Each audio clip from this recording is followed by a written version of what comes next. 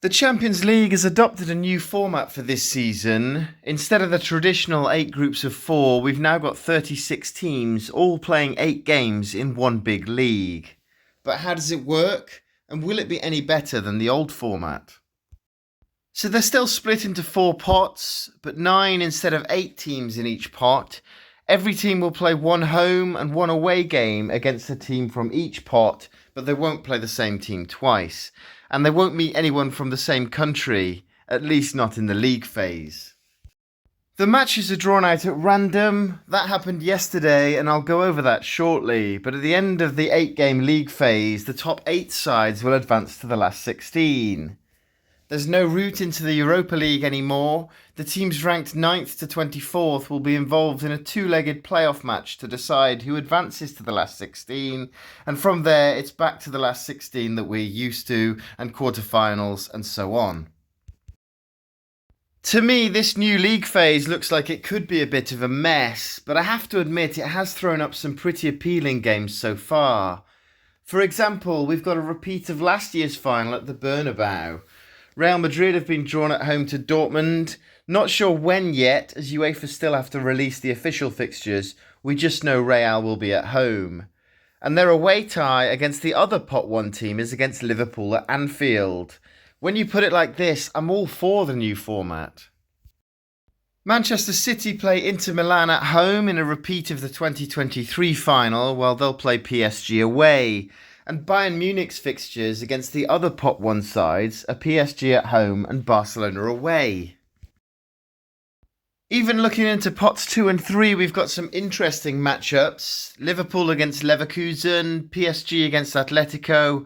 Last year's Europa League winners have to play both Real and Barcelona in the league phase, as well as Arsenal at home.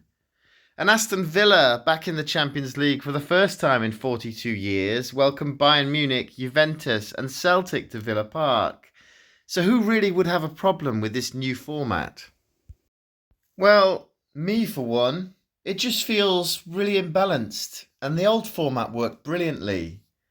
With the groups of 4 teams, you knew exactly what you were getting. Home and away ties against 3 teams with the 2 best sides qualifying for the last 16.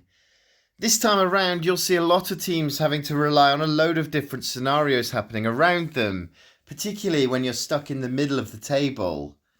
With only 24 points to play for and 36 teams to squeeze into the league, you're guaranteed to get a load of sides tied on points.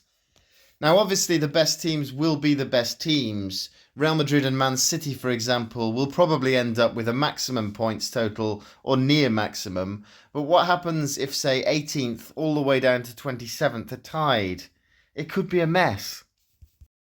Don't get me wrong, I expect this format to take off initially. It'll be exciting and new. But remember when they added that second group stage in the early 2000s? It seemed like a good idea, but it oversaturated the matches and seemed to remove the excitement rather than add to it overall.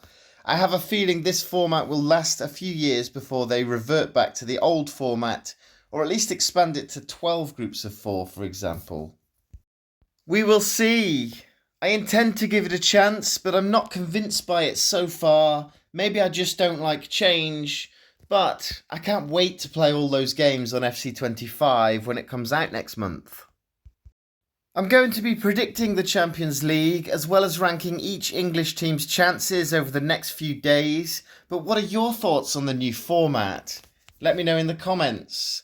Please consider subscribing if you're enjoying my content so far.